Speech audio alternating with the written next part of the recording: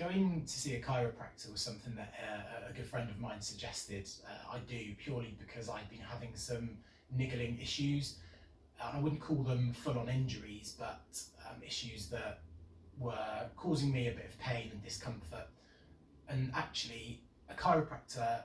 I'd always thought of would be, if you go and see a chiropractor if you had a debilitating injury or struggling to walk or something fairly chronic, whereas honestly I couldn't describe what I was feeling as chronic, but it was annoying and frustrating for someone who was training as much as I was. My experience at Kube has been absolutely first class. From the first time I walked in, speaking to the receptionists who are really professional, and through to meeting Lee, who's been doing the majority of my treatment so far.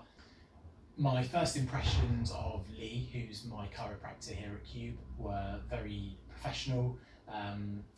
very knowledgeable. I was fairly nervous coming in for my first appointment, not really knowing what to expect,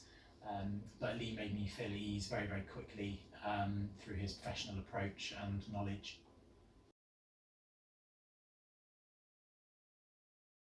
Having all the services that Kube offer under one roof is really, really comforting to me as I move from my first phase of treatment through to the second phase, and knowing that